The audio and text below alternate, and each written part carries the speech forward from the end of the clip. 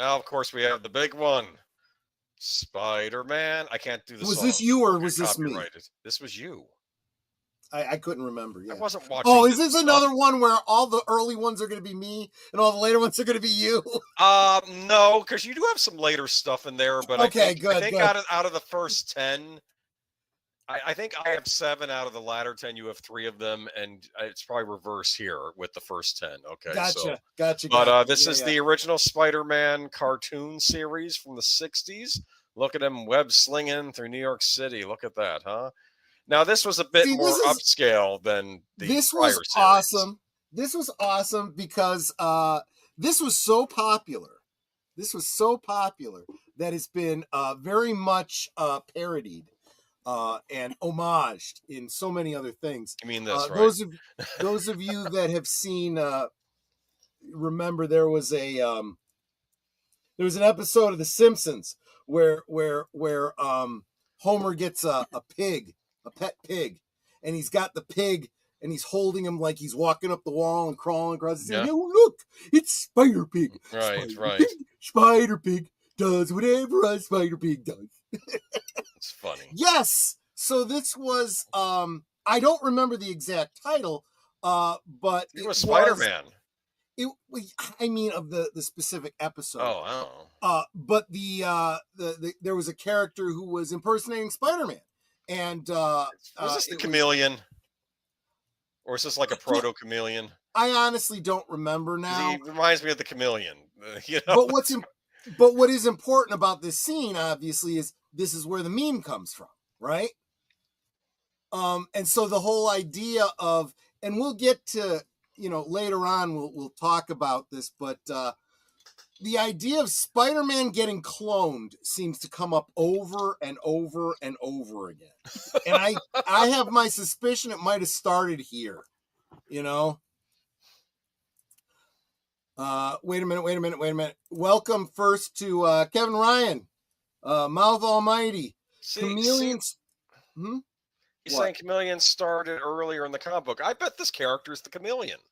It could be. I watched the clip online. Yeah. I don't remember this specific story, so there. But, I mean, I will defend this old cartoon series in that he's fighting his actual supervillains on it. It's not like a lot of other comic series where you don't get to see the villains. Doc Ock, they had the Goblin, they had. Look at that. You got Electro.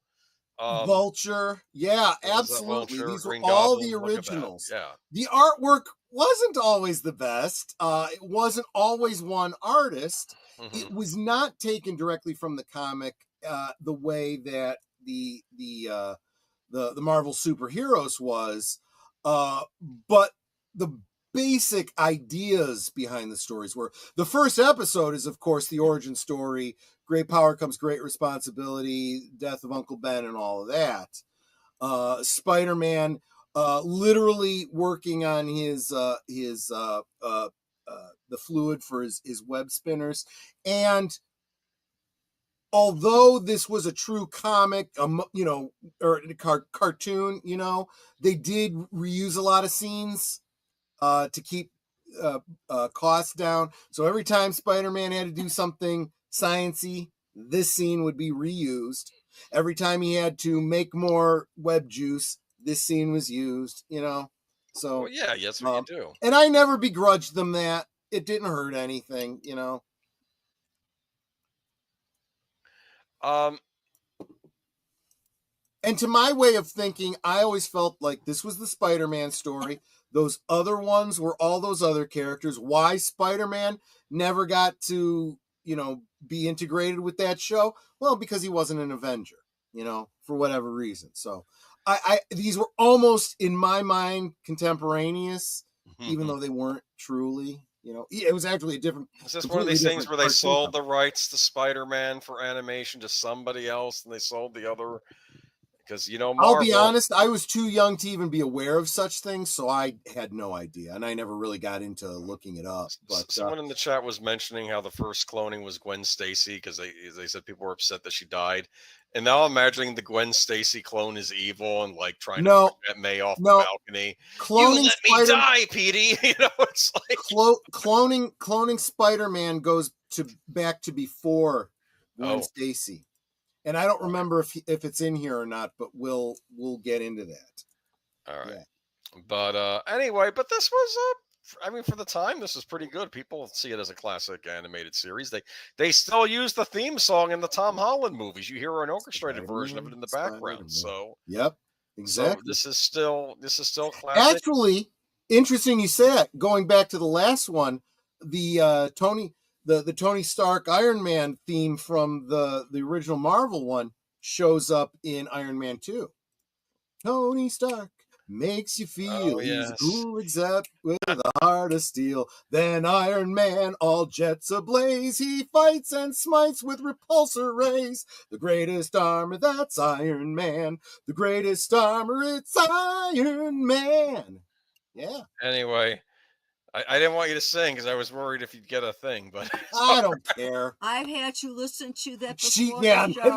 That's the problem. Not a copyright strike. It's never getting. I have to find out what the Hulk song is now. I've heard the Thor and the Captain America. I bet Doc Bruce Banner, belted by gamma rays, turns into the Hulk. Ain't he on glamour rays? Trashing the town with the power of a bull. Ain't no monster round. Who is that lovable as ever loving Hulk? Hulk.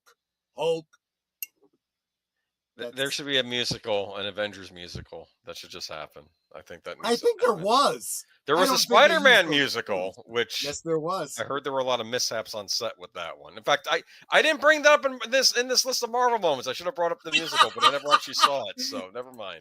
First, welcome one of my newest channel members, Darth Plato, logged into comic karaoke. Yeah, I guess he kind of did. You're right at that time. All right. But anything left to say about this? No.